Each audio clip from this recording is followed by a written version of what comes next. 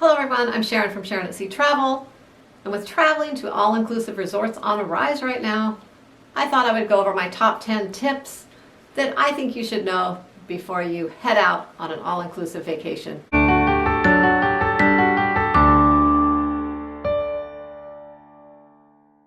I have been receiving an abundance of questions recently on all-inclusive resorts, especially with cruising being suspended for over a year now. People are just dying to get out and do something, go somewhere, vacation, and all-inclusive resorts seems to be the ticket. But before I get started, if you enjoy travel vlogs, cruise vlogs, tips, reviews, please consider subscribing to my channel and click the notification bell so you'll get notified when we post new content. Number one, make sure you choose the right resort. Now I know this sounds very simple, but there are all kinds of all-inclusive resorts out there geared towards different types of people. The first thing you're going to want to do is do some research. Check out reviews, pictures, videos, and make sure it's a resort that you are looking for your vacation. For instance, there's many that are family oriented that tend to have a lot of young children. There's some that are more for the senior crowd. There's some that are more party, like spring break type crowds. So there's some are just more luxury, where people are just wanting to relax and have peace and quiet. So there's so many different types out there, so make sure that whatever you choose fits the vacation you're looking for. Also take into consideration the location of the resort. Are you planning to walk to activities, shopping, maybe other restaurants or anything like that? Or are you going to have to take a taxi or an Uber? So take those into consideration as well, because if you have to take a taxi or an Uber, that's going to cost you a few dollars. So you're going to want to figure that into your vacation. Also, what type of foods are around in the area or at the resort itself. You may have a picky eater like we do in the family, or you may have someone with a lot of allergies, and things. So you just want to make sure that it's going to accommodate everyone in your party that's going. So keep all those things in mind. Don't just look at the price tag. Sometimes the cheapest place isn't always the best place to go. It may end up costing you more in the long run. So take those into consideration and find a place that everyone in your party is going to enjoy. Number two, what does all-inclusive really mean? I know a lot of people think it includes everything. You're going to get there and not pay for anything. Well, that's not always the case. Most all-inclusives usually do include most of the food and alcohol, drinks, but a lot of times there are upcharges for some. You can't just go up and order anything you want. Most all-inclusive resorts have an upcharge for premium liquor, as well as some of their nicer dining restaurants will have upcharges for the dining, maybe for the whole restaurant or maybe just particular items on the menu. So make sure when you get to the resort you find these details out, because you would not want to be ordering premium drinks all week and then at the end of your week end up with a charge because you didn't know. Another thing, sometimes they will include airport transfers. A lot of times they don't. So that's another good thing to find out when you make your reservation. Usually spa treatments and excursions are not included as well. Those are additional costs. So don't just assume that when you're headed to an all-inclusive resort that everything's included, because you might be in for a big surprise. Number three, make sure you ask questions upon arrival so you don't miss out on anything. Once you get all checked in, find someone and ask what activities are included around the facility, what times are they, and all that information. Also find out what restaurants are open and what are the dining times as well. Most all-inclusives have some sort of a buffet setup. I know right now sometimes it's not really a self-service buffet, but they do have some type of thing usually going for all 3 meals, as well as some nicer restaurants that you can eat at in the evening. A lot of those restaurants you do have to make reservations in the evening. So keep that in mind. And some, like the resort we stayed in Playa del Carmen, you could only make the reservations the morning of the day you wanted to eat there. So, if that's the case, you may need to get up early and call and make those reservations, or you might miss out, because then you may end up eating at the buffet every night. And you might be disappointed, although you may not. You may like the buffet, but just keep in mind, find out the times when the restaurants, bars, pool, all the activities and things are open. Number 4, make sure you bring a paper copy of your reservation confirmation. You're going to want to make sure when you arrive that you're charged the correct amount, the same amount that your confirmation states. Also, a lot of people pull up their confirmations on their phone. And when you're traveling, say to Mexico, places like that, sometimes there can be a couple things. Maybe the Wi-Fi is not working the greatest when you pull into the hotel, and you're not able to pull it up. That can happen. Also, maybe your battery's low on your phone or dead. You watch too many movies on the plane and you can't pull it up. So there's a lot of things can happen. It's always best just to have a hard copy. Also, make sure that the resort fees they charge you are the same that's on that confirmation. And that's usually in the fine print. So that's why sometimes it's easier to have a hard copy and you can kind of key in and see that fine print a little easier. Also, when you check out, you may want to have it because when you check out, you want to make sure that everything is correct on your bill. Everything you were charged for is correct. You don't want to get home, find out that you have a charge that was different than what you thought. Because if you call back later and try to fix something, chances are it's not going to be fixed and you're going to be stuck with the bill. Number 5, just say no. That's right, know when to say no.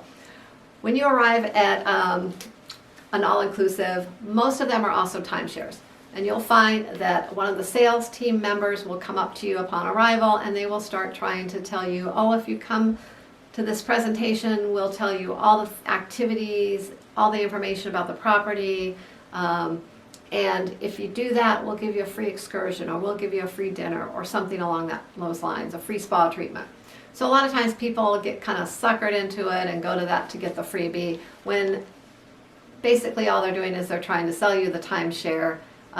You get there, you end up wasting half a day to a day of your time, and you may get something free out of it, but not really. It's a wasted day of your vacation. So just say no. Let them know that you're there just to relax. You don't plan to purchase anything, so to let them know you don't want to waste their time as well as your own. You're there on vacation, and just do it in a pleasant way, and they'll appreciate it as well, so they don't waste their time. Number 6, do not lose your wristband. Most all-inclusive resorts will give you a little plastic type wristband to wear throughout your stay, and this is how they know that you're a guest at their property. So also, some properties will have all-inclusive and they will also include non-all-inclusive. So that's another way that they can kind of monitor who has that all-inclusive option. Another thing, check your paperwork because in that fine print, you're usually going to see that if you lose your wristband, that they will charge you for it as well. I've seen anywhere from $50 to $150 in the fine print for a lost wristband. Also, some all-inclusive resorts will have different colored wristbands. Some are based on maybe loyalty status or maybe different privileges that you have access to or you've purchased. Also, kids have a different color wristband. So that's just kind of their way of acknowledging, I guess, probably the kids that are a little older, maybe can have alcohol and can't have alcohol. But anyways, keep that in mind and make sure you hang on to that wristband and keep it on until you leave the property. Number 7, many all-inclusive resorts include a dress code. That's right. Dress code, you say? I thought all I needed was a swimsuit and a pair of shorts. No, no, no. If you are going to eat at some of the nicer fine dining restaurants in the evening, most all-inclusive restaurants will have a dress code for that. Now, there are exceptions, but a lot of them that I've found will have a dress code for particular restaurants, maybe some of the ones you pay extra for, and you can find the dress code. If you go to their websites and look under the particular restaurant, it will state a dress code. A lot of them will have things such as pants and a collared shirt for men, sometimes no sandals allowed, no shorts. For women, it'll be a dress or skirt or pants, so keep that in mind, and you may need to pack a few nicer clothes as well if you want to eat at some of these other nicer restaurants. Number 8, tipping is very, very important. So one thing you want to do is find out if the tipping is included in your all-inclusive resorts. Sometimes when you book a resort, it will say it includes the tipping already. A lot of times it doesn't. Now, there are resorts that will not allow their staff to take additional tips if it's included. I know there's a couple in Cancun in particular that will not, and So the staff will actually turn it down when you try to give them a tip. But in most cases, they will take it at the resorts, and they really, really appreciate it. You know, in most cases when you tip, you'll find out that the drinks come a little faster, maybe you get a little extra attention, you know, and the people at these places work very, very hard to service us, you know, make our vacation wonderful. So make sure you leave a little extra tip. So when you're doing your packing, getting your cash for your trip, bring lots of extra 1s and 5s so you can give a few tips out. And those also come in very handy, the 1s and 5s for shopping as well. Number 9, don't forget your sunscreen or bug spray. You know, on Caribbean islands or Mexico, you can get really burned, even in cloudy weather. So make sure you have that sunscreen. You put it on every day if you're going out in the sun. And a lot of excursions have things like in the rainforest, you're kind of hiking around and things like that. Make sure you bring bug spray. It's very humid there, and you will find that there's a lot of bugs that will kind of bite you when you're out in that kind of damp weather and you're hiking around. They do have stores there, you can purchase it, but you know, I would recommend bringing it. It's going to save you a lot of money. Things are always more expensive if you wait to purchase them at a vacation destination. And number 10, last and definitely not least, get to know the local culture and traditions. I know this is one thing that many people don't think of, but it is great if you can interact with the staff a little bit, maybe find out a little bit about some traditions, their family life, them.